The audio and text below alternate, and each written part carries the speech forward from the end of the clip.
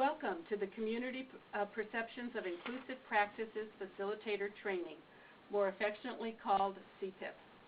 We're happy that you're with us on this webinar, and we're going to give you an overview of Special Quest and an overview of the CPIP process and its use in your community. I'm Geneva Hallett, the Director of the Pyramid Plus Center, the Colorado Center for Social Emotional Competence and Inclusion. And with me today are Wayla Morrow, who's an Early Intervention Specialist for Early Intervention Colorado, the Office of Early Childhood, and Laura Merrill, Training and Professional Development Coordinator, Early Intervention Colorado, Office of Early Childhood. So I'd like to introduce the two of them a little more and say a couple of sentences about myself as well. Wayla is the parent of a child with a disability who is now 18 years old. Wayla has worked with parents of children with disabilities in a wide variety of settings and is a member of the All-Parent Governing Board for Early Intervention. She has worked as a parent advisor and a parent outreach connector for Peak Parent Center and for the Denver Metro Community Parent Resource Center. Wayla currently works in early intervention as an early intervention specialist for Early Intervention Colorado in the new Office of Early Childhood. She has provided training for service coordinators and those working with families in early intervention programs for 7 years. Laura is the Training and Personnel Development Coordinator for Early Intervention Colorado. She was a member of the Special Quest leadership team and currently serves on the state policy team for the Pyramid Model and inclusion practices. She is a passionate supporter of inclusive environments and community opportunities for all children. As a parent of an adult with a disability, she has experienced firsthand the difference of being included in life's many experiences and what a difference that has made for her son. I'm Geneva. As I mentioned, I've been in the early childhood field for over 30 years, have taught and directed programs and taught university courses, trained early childhood professionals, have made presentations on the various early childhood topics on the local, national, and international level, and I am thrilled that we are providing this CPIP presentation for you today. The next slide is the Special Quest Wordle that was created from a previous webinar, and this looks at the pieces of Special Quest that Wayla is going to talk about in a little more detail in just a couple of minutes. This Wordle is one on inclusion, and it's based on the joint position statement from the Division of Early Childhood and the National Association for the Education of Young Children. The Early Childhood Inclusion Summary and Definition have been adopted by the Colorado Interagency Coordinating Council. And for this Wordle and the one previously, the items that are larger are the ones that were repeated the most often are of the most significance.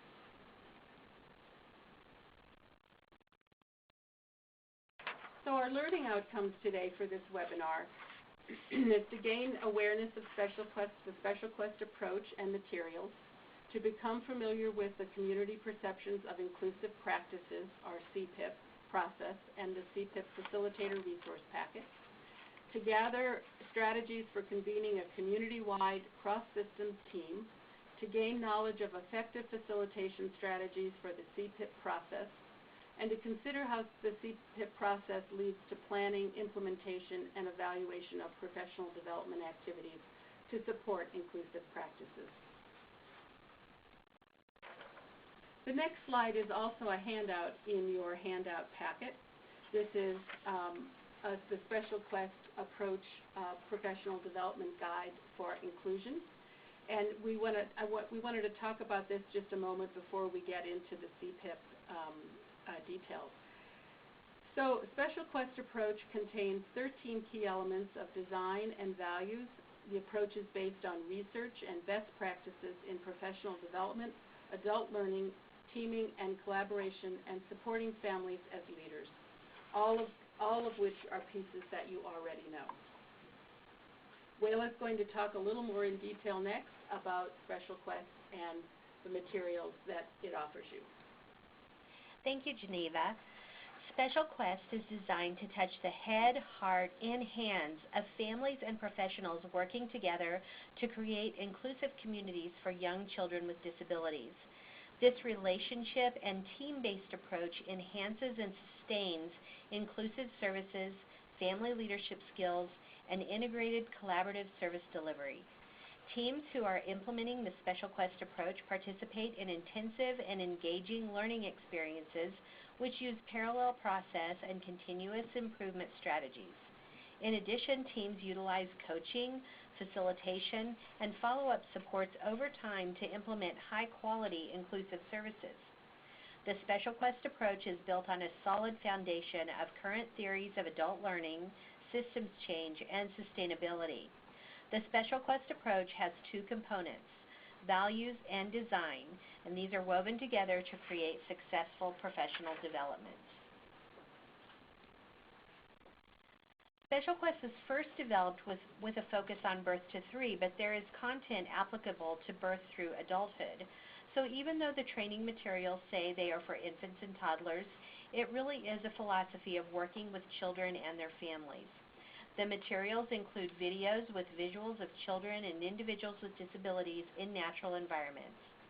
As the focus expanded to work with children birth to 5, the Preschool Inclusion Series was added, which provides videos and training sessions that support high-quality inclusion of preschoolers, ages 3 to 5, in early care and education settings. Each theme contains several different sessions. You can find all of these training materials, which include the Facilitator's Guide, training script, handouts, videos, and other supporting information on the website www.specialquest.org on the Library tab. In the next few slides, I'm going to give you an overview about each of the Special Quest themes, which are called volumes on the library website. This is a screenshot of what the website looks like when you go to the training library at specialquest.org. I'm going to briefly review each of the themes that you could find there in the training library. The first one is including infants and toddlers with disabilities. Rooted in the key concept of belonging, these sessions examine the beliefs and attitudes that influence and affect adults and children in inclusive settings and provide numerous practical strategies and tools to help families and providers implement high-quality inclusive services. This volume includes all of the training materials for 9 different sessions. Each session has a specific focus. For example, Session 6 is entitled An Inclusion Story and contains the script for the training, handouts, and a video vignette about a young boy named Christopher and his story of inclusion. Some of the sessions contain several handouts and videos and are all organized into a way that makes the information easy to present. The next volume is Building Relationships with Families. Families are the enduring presence in the lives of young children with disabilities. This volume contains activities to support staff members in early care and education and families in developing positive relationships that support collaboration and family leadership. This volume includes 9 sessions as well. An example of a session in this volume is Session 2, Listening to Families. This session builds on the previous session in the volume and lays the foundation for building relationships with families. Videos for this session are Family Voices and Araceli and Elizabeth. These provide opportunities for participants to practice hearing what families have to say and also to explore communication when a family's culture or language differs from that of the service provider. The session activities are designed to allow groups to consider ideas and strategies that would enhance building relationships with families in their own programs and communities. Collaboration and teaming. Inclusion depends on a team of family members and service providers who assume collective responsibility for coordinating services to young children with disabilities and their families. This makes teaming a vital part of the process. The sessions in this volume provide a comprehensive set of strategies and activities that support high-quality collaboration and teaming. This volume includes 6 sessions. An example is Session 5, which is Elements of Team Functioning. This session explores the elements of effective teaming through a movie clip and offers fun activities for participants to think about what makes their own teams effective and how they might incorporate effective strategies for teaming in their own work.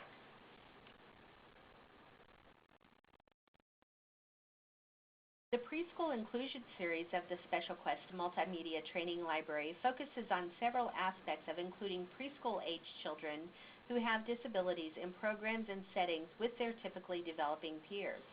This series contains 4 videos. The first provides an overview of the benefits and rationale for inclusion, as well as perspectives from many stakeholders of what makes inclusion work. 2 additional videos each feature a story about a successful inclusion of a child.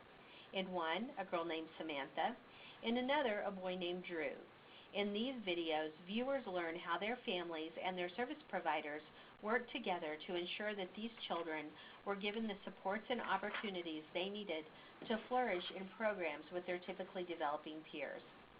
The 4th video provides practical and concrete strategies for making the Individualized Education Program, or IEP process, collaborative and developing plans that ensure inclusion, with perspectives from family members, service providers, and administrators from several service delivery systems.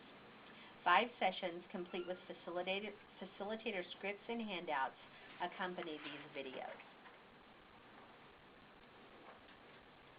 Here you see the outcomes from the Early Head Start community teams and what they shared about benefits of using the Special Quest approach and materials.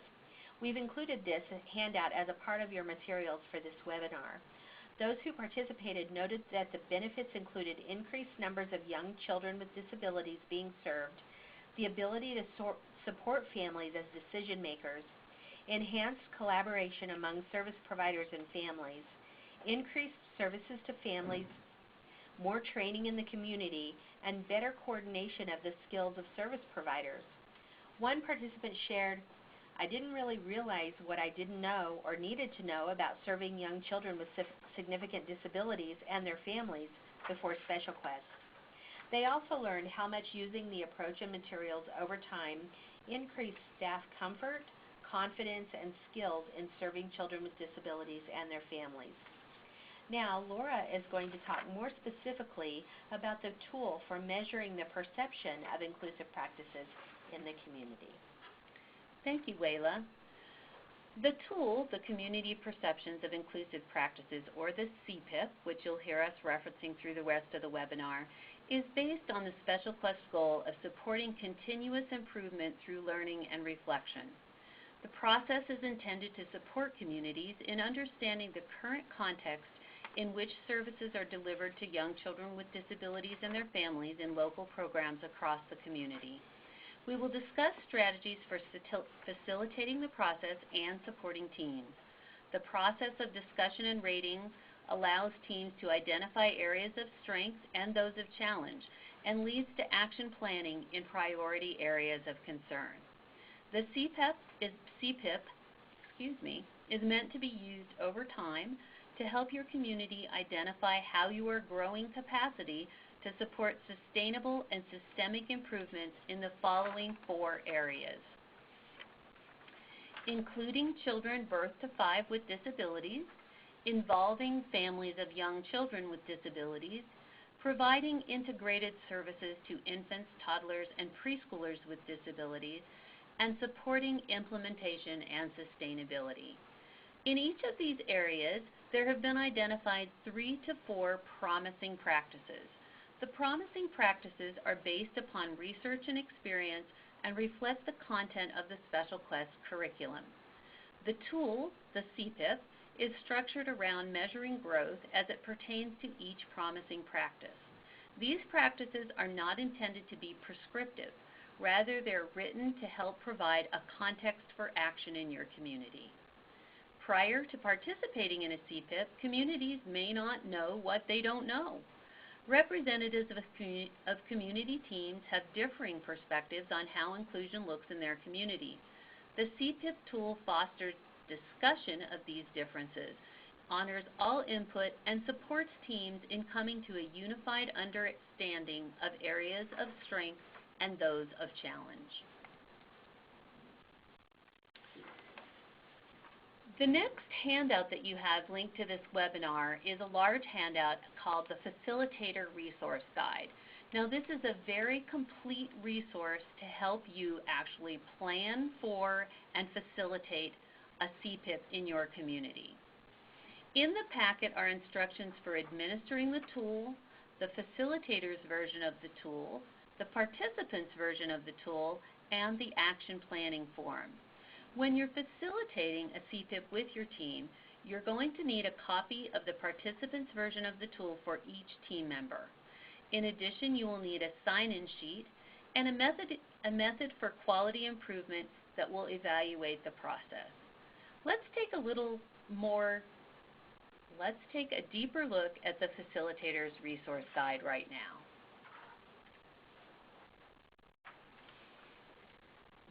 The context of the Facilitator's Resource Guide is to help use the CPIP to support communities in understanding the current context in which services are delivered to infants, toddlers, and preschools in their communities.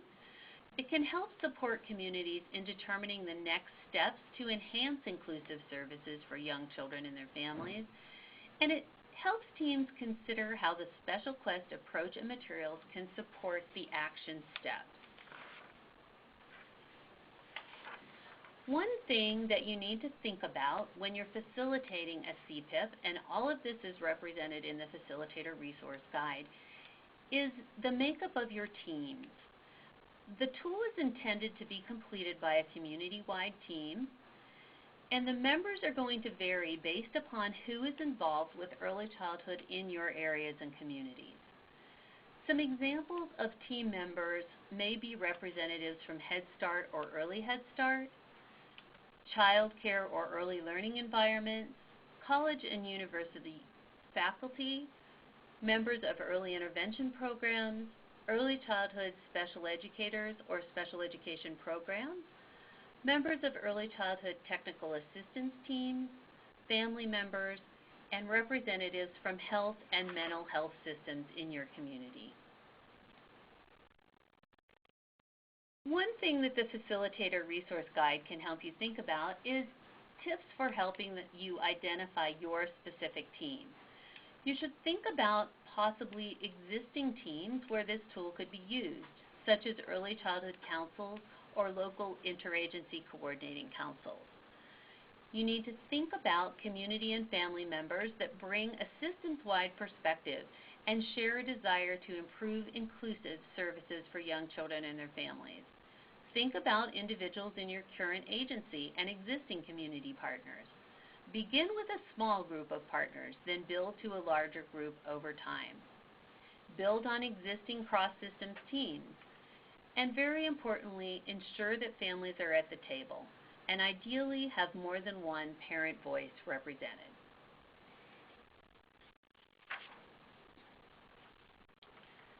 Included in the Facilitator's Resource Guide is a guide on time frames that are going to be needed to complete the community perceptions of inclusive practice. The entire process will take 2 to 3 hours, so you can think about your regularly scheduled team meetings and how facilitation of the CPIP might fit within that meeting. Teams need to have 5 to 10 minutes to discuss each of the practice areas. They need to have 1 to 2 minutes to determine where they are ranked on the scale following discussion, and we're going to review each of these in the next slides. There needs to be 30 to 60 minutes at the end of the CPIP to facilitate action planning. It's important to assign a timekeeper to help stay on task. And then it's suggested that you complete the tool at least annually. This can help you identify progress and areas for action. A little later on in the webinar, I'm going to show you what that data might look like when you gather annual data and compile it. It's really important to think about the fact that the CPIP needs to be completed in one sitting, and it's viewed as a mark in time from which to set goals for action planning. What you're seeing on your screen right now is a selection from the facilitator's version of the CPIP. If you're having trouble seeing this, it's right out of the facilitator's guide, so you can actually look at it in your facilitator's guide. So I want to orient you a little bit to what you're looking at here in the facilitator's guide. You'll see that the first thing in bold is the promising practice, and then listed below are the characteristics related to that promising practice. The facilitator's version also gives more detail on what the different levels of ranking mean for each question. So let's just take a look at this. This is the first page from the facilitator's version. So you'll see that it's related to including children birth to 5 with disabilities, and the promising practice is, our community has a vision shared by families and service providers for including infants, toddlers, and preschoolers with disabilities and their families in early childhood programs. There's a 0 to 10 ranking scale, with 0 being not implemented and going through partial implementation, and 10 referencing full implementation. The facilitator's version has a place to record notes of the discussion for each question. The facilitator should read the question aloud or have team members take turns reading it, and then ask the team as a whole to decide where they see themselves. Teams need to reach consensus on the rating. There's going to be a lot of different perspectives, and that's what makes this tool really rich and work well for communities. The richness is in the discussion about the ranking, not just in the final ranking itself. Here you see further information from the facilitator's guide on how to rank the different characteristics of promising practices. So part of the process is going to be rating each practice from 0 to 10. This guide can help you determine where those rankings should fall. The facilitator of the process is neutral and doesn't engage in the determination of the ranking. You're truly a facilitator, not a participant. Page 3 in the facilitator's resource guide can help you determine this ranking. You're going to find that different programs will be at differing places in the implementation of these practices. The CPIP is used to measure the implementation of these practices in the community as a whole. Everyone should share their perception. Facilitators may need to prompt teams on what each ranking level means and encourage input from all members. So you see that there's further information here in the ranking guidelines. So if you're looking at ranking a practice as a 5, that would mean that all elements of the practice are developed and are in the implementation phase. So you'll see how these go from not being implemented at all, and the further definition of that, to fully implemented at a level 10 in the ranking. This example that you're looking at now in your screen is the first page from the participants version. So you'll see that it looks quite different from the facilitator's version. It doesn't have as much detail in the ranking, and it includes a space for comments. The participants version gives more space for recording after each characteristic of a promising practice that you'll be ranking. Each team member needs to have their own copy of the tool, and they should record comments from their own perspective. You may additionally ask a member of the team to be the recorder and take notes of the factors that are being discussed when you're determining the team score for each benchmark, such as how the determination was made that you rated a certain benchmark at a 4 rather than a 5. This is another page from the participants version of the CPIP tool. At the very end of the process, you're going to reflect on the information that you gathered as a whole. The team's going to summarize the strengths and challenges and complete an action planning form to determine the next steps to move forward in the implementation of the promising practices for inclusion. The participants fill this reflective page out individually, and then you discuss it as a team.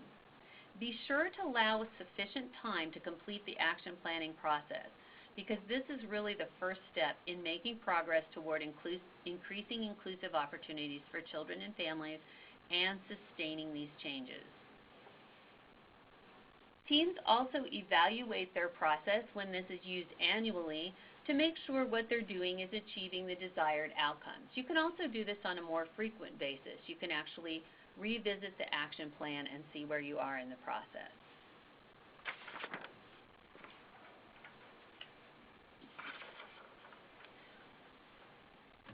One thing that is also important is to actually look at the process of implementing the CPIP in your community teams and determine what worked well within the CPIP process and what might have areas of improvement. So on this slide you see an example of a T-chart that can be used to evaluate the process itself. It's important to remember that the facilitator does not add to the process. She simply encourages sharing from team members and records. For an example, if a comment is made that the meeting started late, the facilitator would just note that in the area for improvement. The meeting started late. But the facilitator doesn't add additional information such as, well, we had problems with the equipment or stuff like that. The facilitator really does remain neutral. I want to share with you briefly an example of how a community in Colorado used a CPIP to help implement and sustain change towards better inclusive practices for children in their community. In Canyon City, they used the CPIP within the First Steps Early Head Start program. That program participated in the Special Quest Leadership Initiative, and part of that process was to facilitate the CPIP with their leadership team. The leadership team consisted of the managers and coordinators from all the children's programs in the community. CPIPs were also conducted individually with the Policy Council and the Board of Directors. So you see how they identified existing community teams that were invested in inclusive practices for children and conducted the CPIP as an action planning tool for those teams. Information gathered through the CPIP was assessed and plans of action developed. As a part of the plan of action, the leadership team formed a new group consisting of parents, local school district representatives, managers from Early Head Start, home visitors, directors of early care and education centers, and early intervention managers and administrators. This new team, known as the Model Development Team, began with a CPIP action plan and worked to build promising practices for inclusion into their system. Progress was assessed 3 times throughout the year and reported back to the leadership team. The leadership team continues to meet weekly today, and the Model Development Team meets monthly. Policies and procedures were developed and put into practice to maintain the highest standards for early childhood programs, including inclusive practices. The CPIP continues to be used yearly as self-assessment tool for the inclusive practices in place. So you can see that not only did they use the tool initially, but they've really used it throughout the years to build a sustainable system for supporting young children with disabilities and their families. The next slide you see here, the colorful slide, is an example of how data collected through the use of the CPIP can look over time.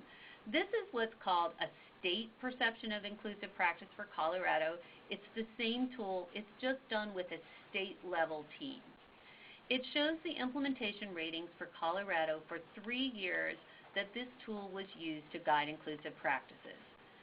So you can see how using the CPIP, communities can chart their progress over time and develop a strong visual to illustrate progress made or further challenges toward the implementation of the promising practices for inclusion. So you'll see by looking at this slide that certain of the practices had sustained growth over time. In some practices, Colorado relapsed, and this tool allowed us to look at that, revisit it, revise the action plannings, and you'll see that then in the 3rd year, progress was made towards those inclusive practices. I'm going to turn this back to Geneva now to talk a little bit more about data and how that can be used to formulate next steps in creating more inclusive environments for children and families. Thank you, Laura, for that wonderful overview of the CPIP facilitation process, and to Wayla for the Special Quest overview. So the purpose of collecting data is to use it to make decisions and to see where your community is and to where you want to go moving forward. It's also used to celebrate the successes of what you have in place, and as you're moving along, what additional successes you're having.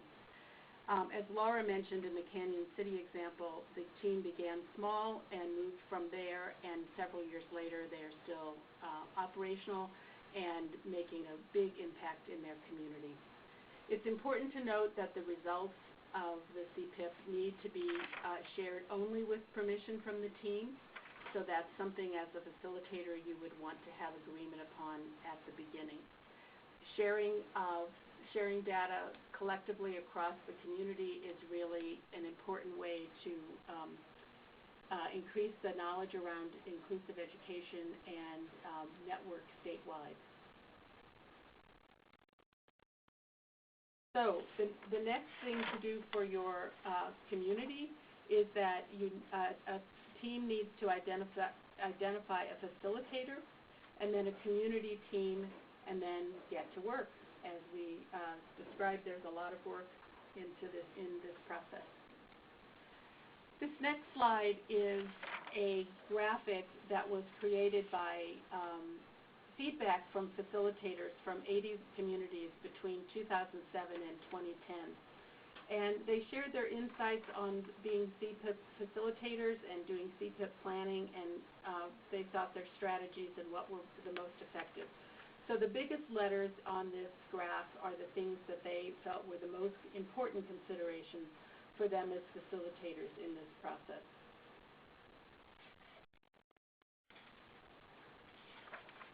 So if this were a live webinar, we would do the continuous quality improvement that Laura talked about earlier, about what worked and the areas for improvement.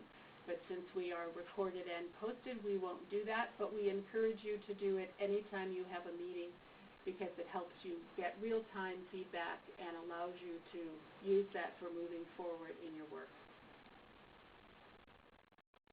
So the information is, our information is above all of our emails and contact information, and please do not hesitate to contact any of us if you have questions about the CPIP or how to use it in the community. We're more than happy to offer that support to you.